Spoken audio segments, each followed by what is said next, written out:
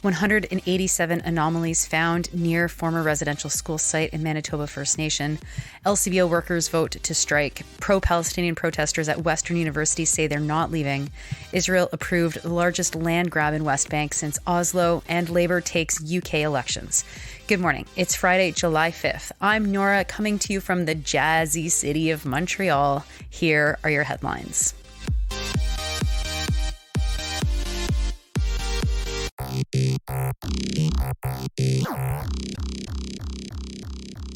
Pimicikamak Cree Nation in northern Manitoba has discovered 150 anomalies at the site of a former residential school, including 59 unmarked graves at a nearby cemetery. Chief Daniel Monias also revealed that 37 anomalies have been found more than a kilometre from St. Joseph's Residential School. St. Joseph's Residential School operated in the community between 1912 and 1969. According to APTN, 1,240 Indigenous children from 24 communities were forced to attend the residential school.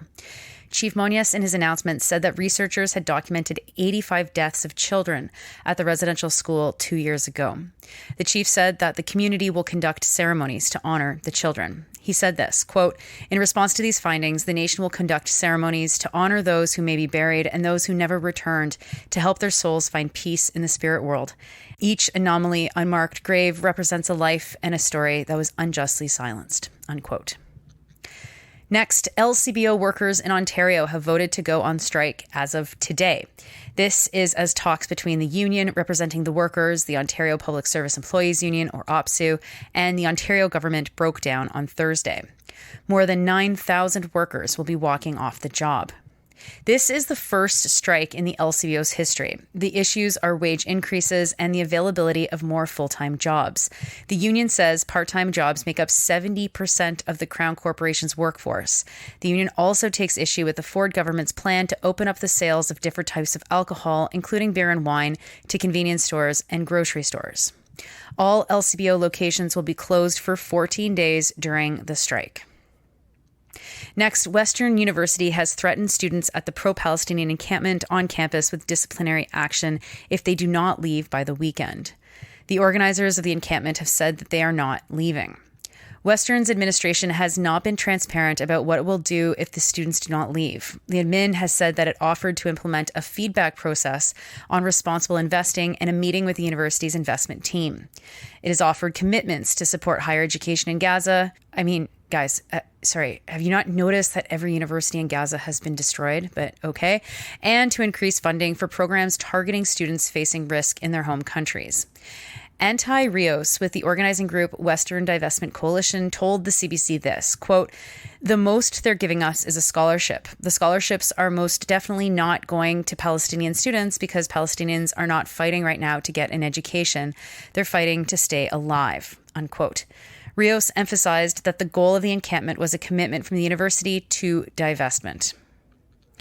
Now to international news, and let's start with Israel. Israel has approved the largest land grab in the West Bank since the signing of the Oslo Accords, according to Peace Now, an Israeli anti-settlement monitoring group. The plans were approved last month, but the news broke this week. The government approved plans to build more than 5,000 properties in the occupied West Bank. It cleared about 12.7 square kilometers of the Jordan Valley to be quote-unquote state property, meaning Palestinians will be denied property ownership and usage rights on that land. There are also reports that the Israeli government authorized the creation of outposts to existing settlements in the Jordan Valley and near the city of Hebron. You'll remember from yesterday that settlers had been setting fire to fields south of Hebron.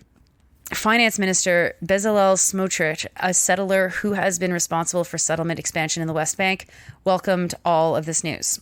Israeli media quoted Smotrich saying this, quote, "Thank God we are building and developing the settlements and thwarting the danger of a Palestinian state," unquote.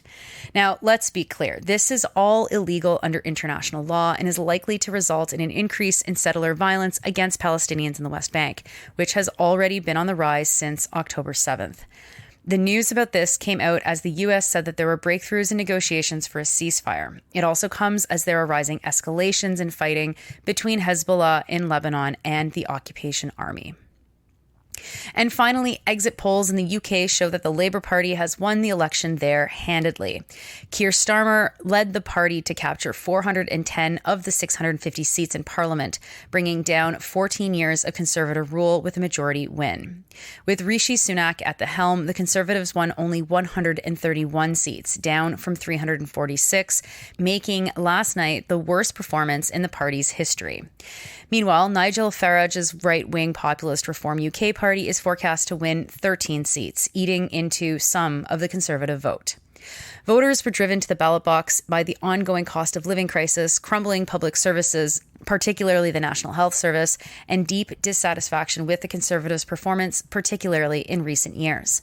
Now, as much as the Labour Party has won handedly, it is important to point out, and this comes from Owen Jones in the UK, that the share of the vote that Labour got actually dropped.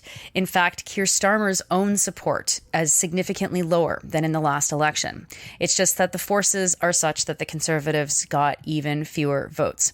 Really good news out of Islington North. Jeremy Corban won his seat as an independent despite the massive campaign against him.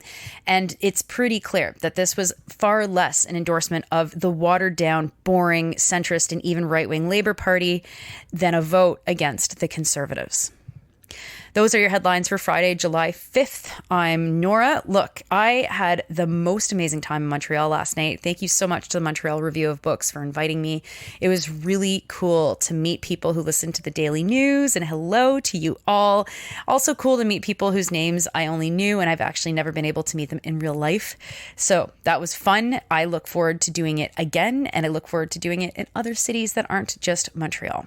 And I look forward to this heat passing because it is deathly hot in Montreal tonight. I mean, deathly hot. Okay, it's hot. It's hot for me. It's irritatingly hot. You are listening to this podcast at sandynora.com, on the Real News Network podcast feed, and anywhere you get your podcasts. I hope you have a wonderful Friday. I will catch you on the other side of this weekend. Stay cool. Talk to you then.